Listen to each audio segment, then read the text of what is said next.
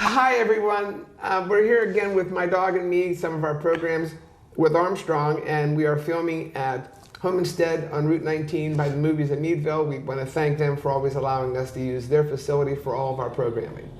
The program we want to do has actually two parts to it.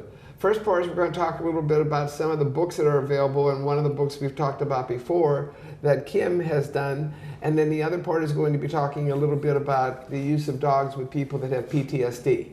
So I'm going to turn all my attention to Kim. Kim, introduce yourself and let's go into these books and talk about these books. Well, hi, Sue. Thanks for having me again. High five on that. High five. Okay, here we go. Let's do this. Here we go.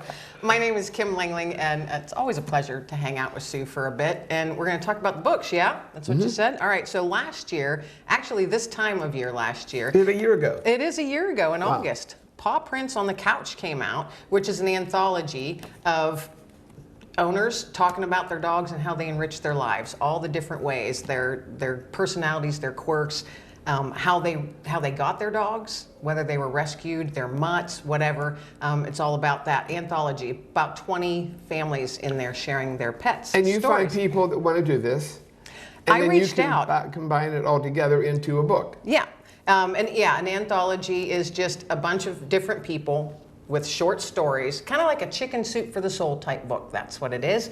And it's just a bunch of different people sharing their short stories. So it's a great book to carry along with you.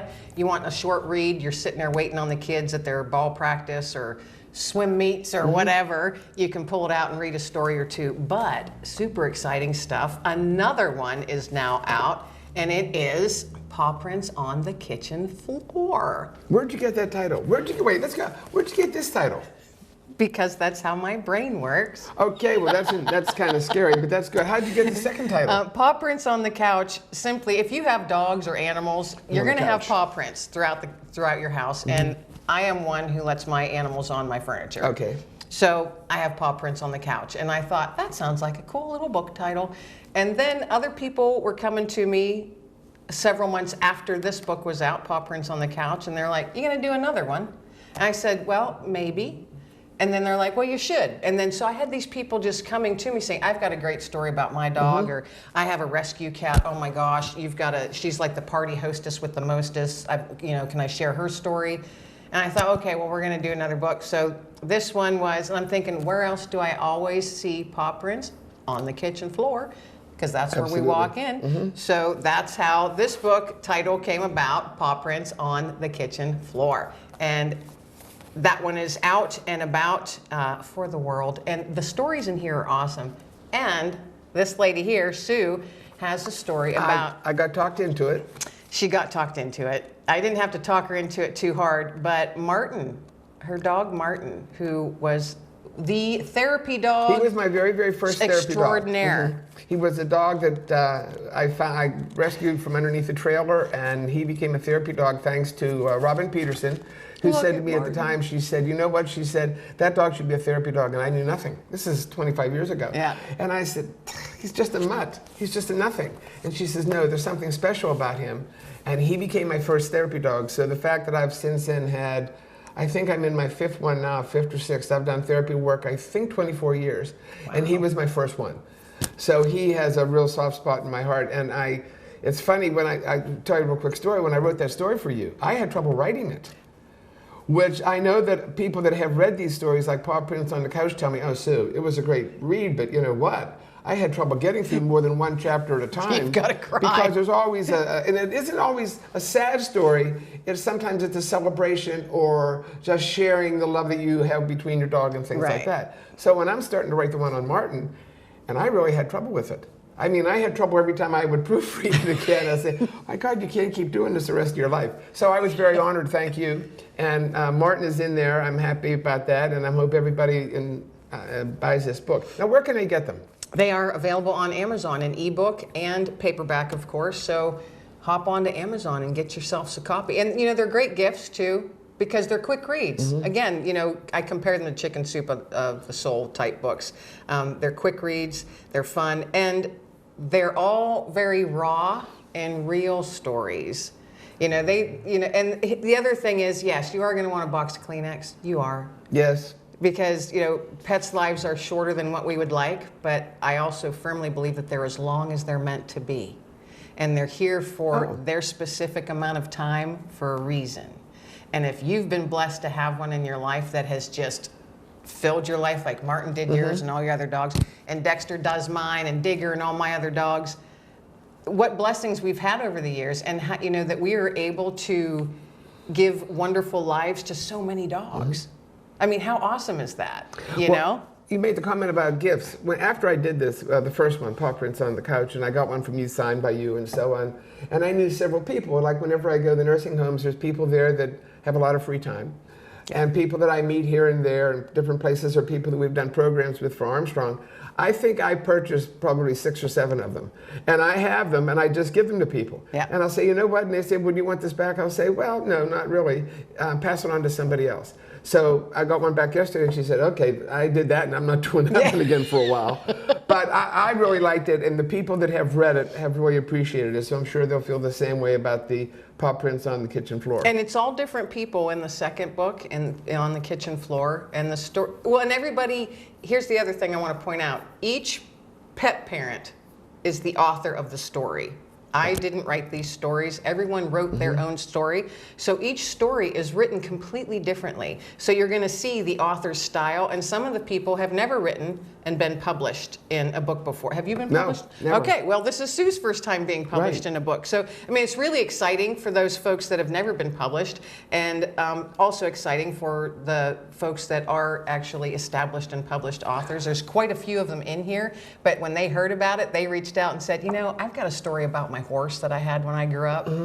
Do you have room still? And I'm like, absolutely, I want to hear about Thunder the horse, So they are great stories. You will want, like I said earlier, a box of Kleenex, because you might, like you mentioned, it's not necessarily crying because you're sad, but it's going to bring back things. If you had a pet growing up, you're going to be sitting there going, oh, like reminiscing, like, oh. And now the good news is Christmas is coming. Indeed. And it's not, I want to say that how much are they? They're somewhere between $10 and $15 at the most. $12.95 is what they are, but you got to watch, because every once in a while I will throw in a 24-hour sale, and I'll just shoot out on social media, hey, for 24 hours this is on sale.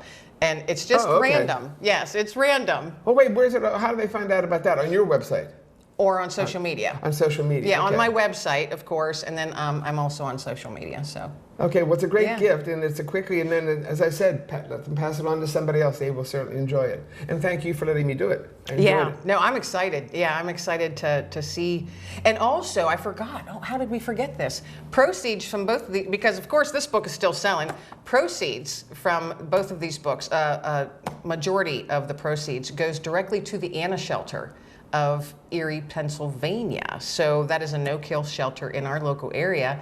So the majority of the proceeds go directly to them. Each quarter, I pull the proceeds together, see what the royalty statements are, and then send a check off to Ruth up there at the Anna Shelter. And they've been really appreciative, because this one actually did pretty darn good last year for them over the 12 months. Yeah, each quarter, I was able to send them a check. Now, that all depends on sales, of course. So maybe, if they don't sell and there's only $5 in royalties, Yeah. But I was able to send them nice checks each quarter last year, which I was excited about it. I was very excited. So I'm looking forward to seeing how this one does, because we're going to continue the same thing for this following 12 months. Each quarter, send a donation to the Anna Shelter in Erie. When is this one available?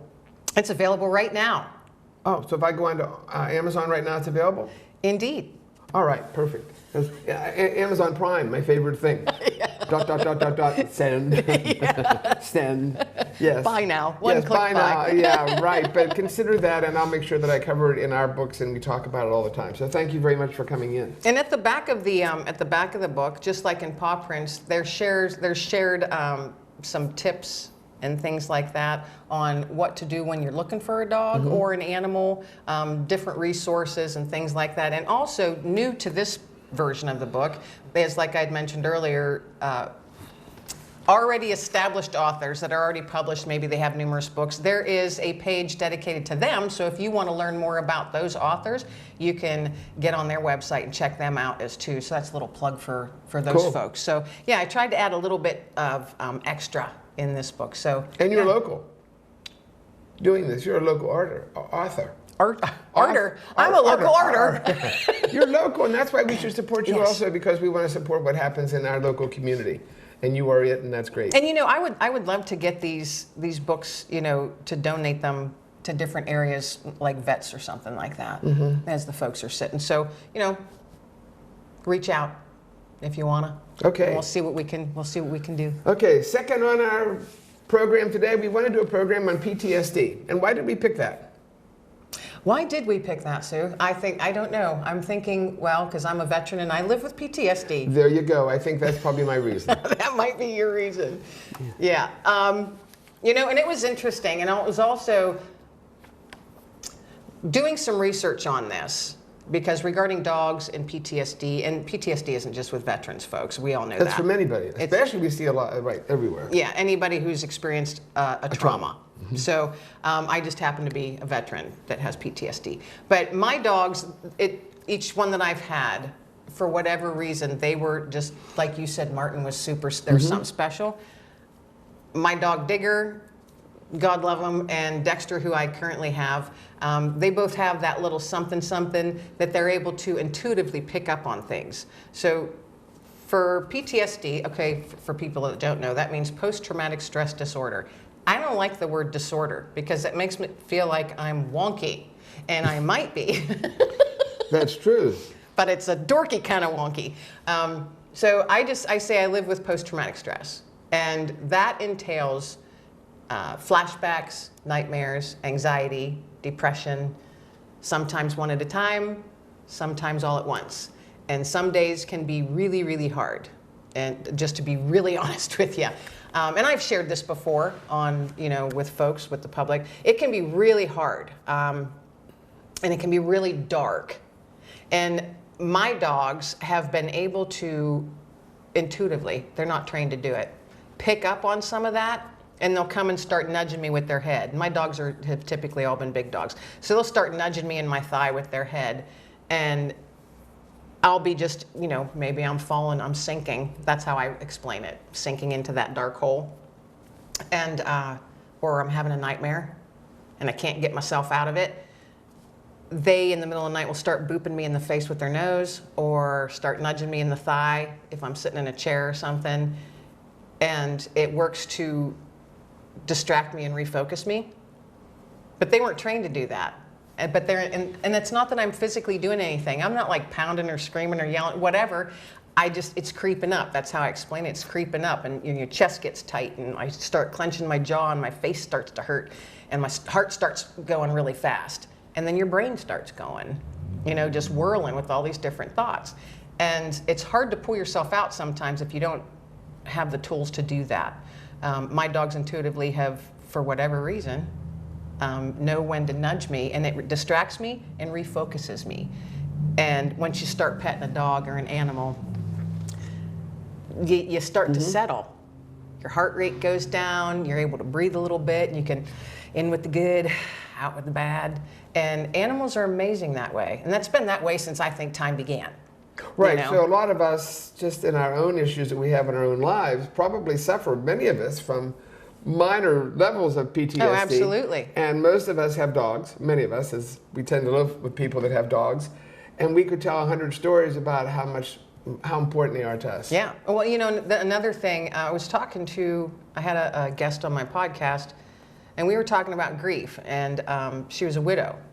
And she said a big part of what helped her get through each day, because her grief was debilitating, was her cat. So, it's not just with PTSD, it's grief, anything, like you said, stuff that you're going through, because they're pure souls, and they just want to love you, and when you can feel that coming off of them and they're nudging up to you, it does. Everything just kind of might not go away, but it settles a bit. That's how I always describe it. For me, anyway. I can only talk from my own experience. So, for me, my dogs have been able to intuitively do that. Now there's service, and I'm going to let Sue explain the difference, but there's service dogs, therapy dogs, and emotional support dogs, and they're all completely different things. And I think some folks get maybe a little confused between service, companion, therapy, emotional. My dogs are companion dogs. You know, they're they're not trained to do what it is that they just intuitively do. I'm lucky that way that they do that. And I'm sure there's many out there of you that your animals do the same, because they can sense. Oh, absolutely. Absolutely. You know, but what can you explain just a little bit what the difference between those three different types of dogs? Let's talk about service dogs. Okay. Actually, if you are someone that lives in the Meadville area and many of the other hospitals in and around this area and other counties, they usually have a sign on the wall sometimes that tells you the difference. I know Meadville Medical Center has one as you go in that tells you the difference between a service dog, a therapy dog, an emotional support dog, and which ones have rights and which ones do not. It's very confusing, and unfortunately, there was a time whenever those rights were very clean cut and clear, and everybody knew what they were. But whenever people started to figure out the ways to get around them, and how can I pass my dog off as this, that, and everything else, not only people thought, oh, that's cool, I can take my dog on an airplane, and it shouldn't be on an airplane. It has no rights on an airplane. It's not a service dog or anything like that. But people thought that was cool. So then suddenly, the airlines started getting a lot different as far as what dogs they were allowed on the airplanes, and that was against the people that really had a need for them. Right. So that's what has happened with the dog situation. Let's talk about service dogs.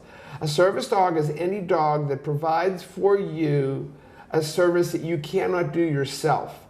An example would be if you need a dog so that you can walk because you are unsteady when you walk, or anything else like that. It's something that a dog does for you that you are unable to do yourself unless you have the dog there with you. That's a service dog. Service dogs have rights. That means that they have a right to go any place and no one's allowed to turn them away. They can go into restaurants, they can go into buildings, they can go into office buildings, they can go here, there, and everywhere. It's against the law to not allow a service dog into your facility.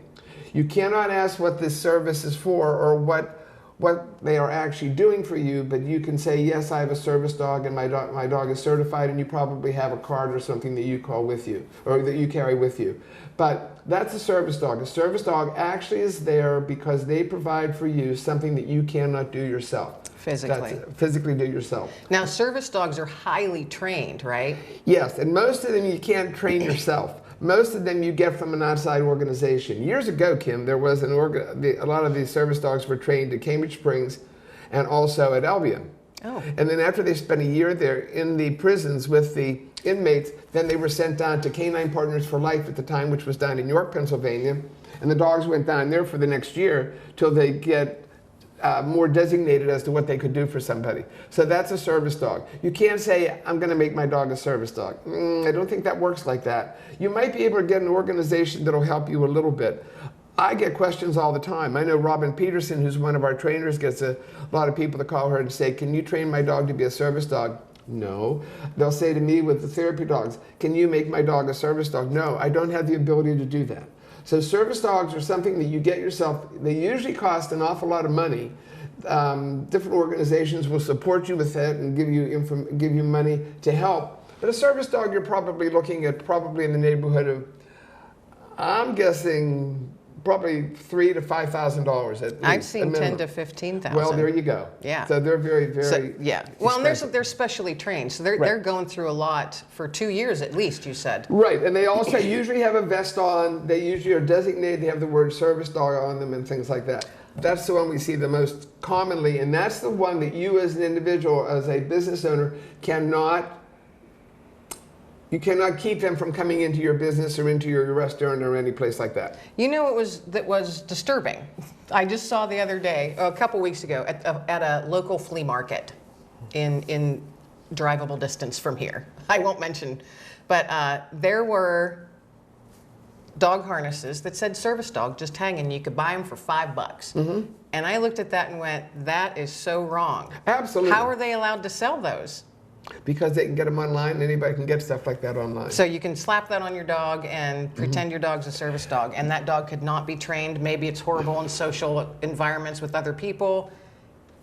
I was at the Pumpkin Fest a couple of years ago, and someone said, I have a service dog, and I looked at this guy and I thought, I don't think so. The dog barked, the dog growled, the dog was lunging at other dogs, and I thought, no, that's not a service dog. Service dogs are above and beyond all the training in the world. They are Right. so good. And you, as a person seeing the service dog, let them alone. Don't go up to them. Nothing. They're not there for you to pet them. Nothing like that. They're there for one purpose, and that's to help the person who needs them to be able to do something they couldn't do if they didn't have that service dog there. Yeah, that's the other thing. You see a service dog, you do not approach or say, "Oh, can I pet him? He's so pretty." No.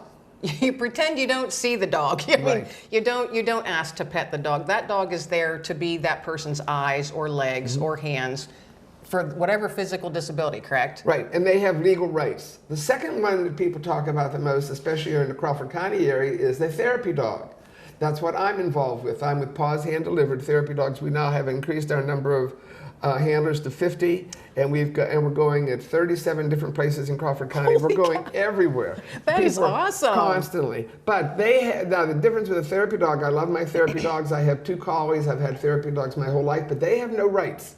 They cannot think they can go into places. Now, if Tractor Supply wants to let my dog in there, that's fine. But I have to ask first, and I have to walk in and say that my dog is just a therapy dog, but that dog has no legal rights whatsoever. I can't take him to Perkins, I can't take him into restaurants, and I shouldn't even try and take him in places like that. My therapy dog is there to provide support, love, and comfort to people in situations, mainly nursing facilities or schools or hospitals or cancer centers, where they go in to give emotional support to people, or just so people get a little bit of extra love from the dogs that go there. So that's what a therapy dog is. My dog has no legal rights to go everywhere. People say to me, can my dog be a therapy dog and then fly on the plane with me down to Florida? No, that's not what you do. You do not pass off a therapy dog as somebody that has the rights to go somewhere they don't have those rights. Now, let's go to where we're talking about PTSD. There's another one that people talk about a lot, and that's an emotional support dog. And a lot of people try and pass emotional support dogs off as something that has legal rights. Trust me, they have no legal rights at all. None. And some people have a harness that says, my dog's an emotional support dog. No, they have no legal rights. You want to put a harness on your dog that says emotional support? That's fine. Now, the one thing that you can do, and we find this with PTSD, they do have a thing where you can get a doctor, and I have problems with this, but you can get a medical doctor or someone to write a note saying that you need that dog for yourself for support, for emotional support. That might work in some situations with some doctors, but again, legally, it has no rights. So if you want to have emotional support dog for your dog, and say your dog's emotional support, that's fine. But legally, they don't have any of the rights that a service dog has. And why we're talking about that, we're talking about PTSD. And an awful lot of people that are suffering from PTSD find out that they end up with an emotional support dog. Because, and I think I have 2 of them, my 2 colleagues are my emotional support dog. Your dogs are, every one of us probably has an emotional support dog. But this is a dog that will help someone with PTSD or anything like that, or that has difficulties adjusting to things in their lives, but again, have no legal rights whatsoever. Now, a lot of the colleges get in a tough situation with that, because the colleges will get a doctor, the students will get a doctor to write notes saying my daughter or my son needs to have a emotional support dog at college. Well, that's nice, but again, it doesn't have any legal rights. And the colleges, unfortunately, they're in a bad spot, because we're asking them to say, no, you can't have that dog in the dorm with you. So I know even at our local college, sometimes they've had as many as maybe 15, 20 emotional support dogs in the dormitory, in the dorms at the college. Wow. So there's a lot of that. So let's go back. Yeah. So we're talking about the emotional support dogs, and we're talking about how important they are. I saw a list. We both saw the same list. Yeah, you know, and it was This was interesting. interesting. I thought this was cool. Then we'll talk about a little bit more about there what they was do. a list of breeds, they said, and I found this on several different websites, so different resources. The one I found mine on was wagwalking.com. I don't know where you got your list, but yeah, mine was from wagwalking.com. But the breeds that they list as being, you know, great ones for emotional support, correct? For the dogs that make the best emotional support dogs. Yeah. So or as we would say, dogs for PTSD. Right, yes. But But there's really no designation. no, there isn't. So we probably shouldn't word it like that. I think people that have PTSD, having an animal is emotional support to you. Dog. Dog, cat, it could be a ferret for all we know. Maybe it's an iguana. Maybe it's a gerbil. It could be bird, anything. Mm-hmm. You know, a bird. So since we talk about dogs, what are the most common since we're dogs? talking about Right. dogs, Labrador Retriever, Golden Retriever, Poodle, German Shepherd, those ones automatically were what popped in my brain. Now some of these ones did not. Pomeranian, because I've always thought they were little yappers, but they're also lap dogs, yes, and they like to yes. cuddle and snuggle. So Yes. Border Collie, Pug, and Cavalier King Charles Spaniels, Yorkshire Terrier, Great Dane, and Newfoundland. And the Bernese Mountain Dog. And Bernese Mountain Dogs. So they're all considered to be dogs that make the best service dogs for PTSD. Emotional support. Emotional support dogs. Yeah. Right. And the thing, I want to share something about with the VA, because if folks are sitting there thinking, well, you're a veteran, and if you needed a service dog, wouldn't the VA provide one for you? No, they don't. But they are, the VA currently, and it said it's going to be a years-long study, and I have no idea how many years. It just states years long, that they are working to see with dogs and veterans with PTSD, how that works, what type of support that they're providing emotionally for veterans that live with PTSD. And however many years this takes, could be 10, I have no idea. But however that plays out, somewhere down the road, potentially the VA might potentially provide emotional support dogs for service dogs. Service dogs for veterans with PTSD, but at this time they do not. But they do for service dogs. Now remember, if you have a service dog, it's because you have a physical disability that the dog provides that ability for you. Right. If you have a service dog and you are a veteran, not necessarily PTSD or not, but with a service-connected physical disability, the VA will pay for the veterinary care for your service dog, but they do not provide service dogs. And like Sue had mentioned, they go, it's a rigorous training that they go through for at least 2 years, and it's thousands and thousands of dollars to get a service dog. It's not something you can just say, I'm going to go get myself a service dog. Well, you could if you have a bunch of money sitting around for that, but most of us don't. No. But I wanted to share a little bit about that, about the VA. So, and folks, you can look that up right on the va.gov website and find out more about that if you like. Something exciting about that, since I deal with all the therapy dogs in Crawford County, it's got to be 2 months ago. And I saw that little VA building going up across here from Homestead, and I thought, you know what, I bet they would like to have us.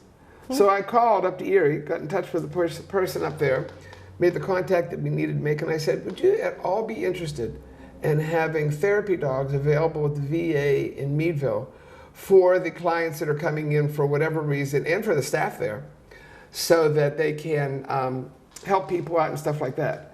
And she said, well, she thought that was a great idea. And I said, well, so do I. So she called me, and on Friday, 4 of us went up to the VA in Erie when I had never been there. That's an enormous, it's like a city within a city. Yeah. It's huge. And we met and got our badges, and we got fingerprinted, of course, and all that kind of stuff. But probably within the next 3 weeks, we're going to have therapy dogs available at the local VA. Oh, awesome. For people. Yes. Well, then I might see you sometime when I'm there for an appointment. Well, you know what? And I have to do a plug there, and people know me very well, but plug on just the therapy dogs in general.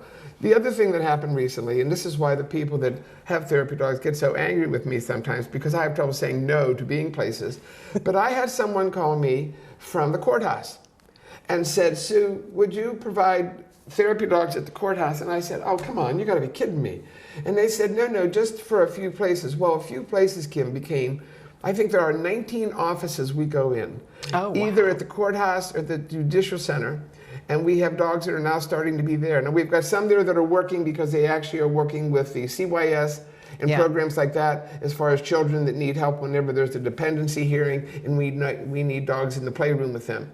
But this is also something, and I always say that all work at the courthouse stops as soon as the dogs walk in, and we're there almost 2.5 hours. Oh, wow. Until we go to 19 different offices, and the staff loves to see the dogs. You cannot minimize. Here we go, PTSD, therapy dogs, the cancer center, the hospital, every place we go, you cannot minimize the importance of dogs in our lives, and especially the importance of dogs for the people who can no longer have dogs in their lives, such as the nursing homes. Yeah. And talking about PTSD, and I'm sure there's a lot of it at the nursing homes too, but these are the people who, unfortunately, in the nursing homes have had to give up their dog. And now they're suffering and they miss their dog so much, and how much that means to them whenever we walk in with the therapy dogs. Well, yeah, they're grieving maybe not only the loss of their independence, their homes, because now all of a sudden you're living in one small room, you know, and you had a beloved pet that you had to either rehome or it ended up in a shelter, unfortunately, which happens an awful lot. That's another thing, folks. If you're able to have an account set aside, because you never know, we're not granted or guaranteed tomorrow. And if you have animals, you want to make sure they're taken care of and not just ending up in a shelter, because then you never know what's going to happen. If you're able to have something aside legally, put aside to take care. You can't just assume your family members are going to take care of your animals. Because I know I have a big dog. My mom's 81. Should something happen to me, God forbid, she would not be able to take care of them. My sister is not allowed to have animals where she lives. She wouldn't be able to take care of them. My daughter has a newborn and 2 big dogs. She's unable to take on another big dog. And my sister already has a huge mastiff that does not do well with other dogs. So my family could not take care of my dog should something happen to me. Then what would happen? He'd end up in a shelter. And I made arrangements. That's it. Yeah, make arrangements, folks. And I'm in the process of that, of getting my stuff together just because I want to, because you just don't know. And to make sure that he's taken care of the way that I know he should be and not ending up in a shelter, because that's where I got him from. I got him from a shelter. And I would hate for him in his senior years to go back to one. So think about that. That's something, it's not pleasant, it's not something fun to think about, but it's something you really do need to think about. I did that as far as putting money aside in an account for dogs that whenever I'm no longer here, someone will take my 2 dogs. Right. And money for their care the rest of their lives. Because it's not cheap caring for a dog. No. It's like having another child. Yes. What about anything else about PTSD we need to remind people about? Let's just talk about, we have a second, let's talk about dogs in general. How much do you love your dog? How much do I love him? Oh, goodness. More than you can say. How many times, I always say to people, how many times a day do you kiss him? I give him hugs all the time. I do too. And kiss him right in between his eyes. I get him on the side of things here too sometimes. I get him right on the forehead, right there, doink. And he comes at me to do that. He knows, because I'll be sitting there and I'll go like this, like, come here, bud. Oh yeah. You know, and then he comes up and he puts his forehead in between my knees, and that's his version of a hug. So if he really likes you, he'll come up and put his forehead, and then he expects you to grab his head and kiss him on the forehead because he waits for it. That's your emotional support dog. That's your PTSD. Yeah, he's my boy. He's my boy. That's he's everything. my buddy. Yeah. Yes, take all that. And you know, fun and having them there. How could we be without them? It's very hard. I think it is. Yeah, it's very hard. And I'm sure folks out there listening, because we all have to say goodbye at some point, you know? And when you do, oh my gosh, it's crushing. I couldn't go, 6 months is what I went between saying goodbye to my digger and bringing Dexter in. Because of course we all say, can't do it again, can't do it again. And then I'm like, well, I think I have to do it again. I couldn't go longer than 6 months. I lasted 5 days. My mom only went a week, yeah. Yep, and 5 days. Everybody was saying, I can't believe that you waited 6 months. I said, I really didn't think I could do it. I really didn't. It took me a long time to get over Digger. I didn't get over him. It took me a long time to settle down and not be crying every day. It's tough. Was there really a transition between the first one and the second one as far as having the dog giving you the support you needed for the issues and the love that you needed to help you with the PTSD? Those 6 months, actually, that's a good question. Yeah. Those 6 months without a dog, and this is for anybody out there with PTSD, and if you do have to say goodbye to an animal, because you will, and you're thinking you don't want to get another one, please be sure you have a counselor or somebody available to you, because that time is really hard. and it can bring back all kinds of other stuff. It's really hard. I did struggle quite a bit the first 3 months. It was very, very hard for me. And then I settled for a bit after 3 months. But it took 3 months for me personally to settle. And I'm honest, I struggled. I went into a very dark spot. I had to talk to my counselor at the VA more often than normal. And again, just being honest. But you got to put your pride to the side and reach out for help, because that's what they're there for, is to help you. And no one should be sitting in darkness, and you shouldn't be sitting there alone, because you don't have to. So reach out when you need to, and and that's for anything, obviously. But if you do have to say goodbye to a pet, and we all have at some point in our lives, don't sit in that misery all by yourself. Even if it's to reach out to a friend or go visit a friend that has a dog. Oh, come visit me. I always have dogs. Yeah, I always have dogs. Real quick, since we've talked about that, and going back for a minute for therapy dogs, as we know, I have the Paws Hand-Delivered Therapy Dog Group. If you are watching this, and if you are the least bit interested in having your dog involved as a therapy dog, you need to touch base with me. We've now increased, through COVID and a lot of other things, we were down, I think, to 17 dogs. And we now are up to almost a little over 50 or 51, I think it is. And and what does it take to have a therapy dog? It takes a dog that has a great personality, that's good with people. Does it matter the size? No. Our smallest one weighs 8 pounds. Our largest therapy dog weighs 155 pounds. Does it matter the breed? No. We've got the mutts. Yes, we've got the wonderful pedigree dogs and things like that. But if you think that you would like going to the many places we go, and we go to 37 places in Crawford County alone, then get in touch with me and give it a shot. It's probably, and I say this all the time, and people get tired of me saying this, it's probably, and I've done a lot of crazy things in my life, but it's probably the most rewarding thing I've ever done. Yeah. And I think it probably helps me with my emotional support too, because I go places, like I'll be someplace tonight, and the smile on people's faces is wonderful for me to see. And that's contagious. Right. Yes. So it comes full circle. It's not just the dog helping other folks, but it's helping the handler as well, because you get to be out there seeing the benefit that it's giving, and that can't help but just fill you right up too. So I think it's awesome what you and all of your folks do. I just think it's We go amazing. so many places. It's wonderful. I was taking a family member to the local oncology center. And Where I am every Thursday. Well, there was I had told you I had met a lady, because I think I met the little 8-pounder.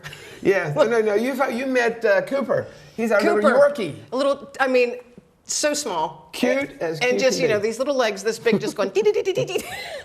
And I wasn't there for treatment, but that dog made my morning. Because when you walk into the oncology center, people are going through a major, major life crisis, obviously. And you can feel that. But the staff there's amazing. They truly are. Fantastic. The staff is amazing. But seeing that little one just come in the front door, I went, oh my goodness, is that a therapy dog? And I said, do you know Sue? The Yorkie's there on Mondays. The miniature doodle is there on Tuesday. On Wednesday, there's a regular size doodle. On Thursday, it's one of my collies. Oh, okay. And they just love them. They wait patiently. Yeah. And talking about PTSD, oh my God, it's got to be coming out of their pores whenever they're at that oncology center. It's so tough there for these people that are just going through it. Thank God with some of the new drugs, they're living a little bit longer. But they just love the dogs. And if you think you've got a dog that people would love, let me know, because we'll be more than happy to get it set up. You asked me about Dexter, and I said, he's just a little too exuberant. Yes. And he's 100 pounds of pure exuberance, so I don't think he would be a great therapy dog. Maybe with one person, but not with other dogs around or numerous people. He's just very exuberant. Well, I'll let you know as time goes on, talking about how well this works at the at the VA. I'll be anxious to ask them, going back to that, because we're jumping around a little bit, but I'll be anxious to see in a period of maybe 2 months if the staff there notices anything different by the people's response to the dogs. Well, I know a couple of volunteers that sign you in when you come in, so yeah. They'll see them. Yeah. Because I see them regularly, so at other places through veteran-related stuff. So yeah. Okay, it's the end of our program. Yep. Hold those books up again. We've got to Absolutely. get this pushing. Paw Prints on the Couch and Paw Prints on the Kitchen Floor. Available on Amazon, ebook or paperback. Get your copy today. Yes, get a copy and give it as a Christmas gift. They'll love it. Yeah, For Christmas any period gifts, of time. Be great. Thanksgiving, whatever you want to do. Okay, thanks very much. Appreciate it. Yeah, Catch it you was again. fun. Always fun having me here. Yes, exactly. Okay, Kim, thanks. Bye. See Thank ya. you. Bye.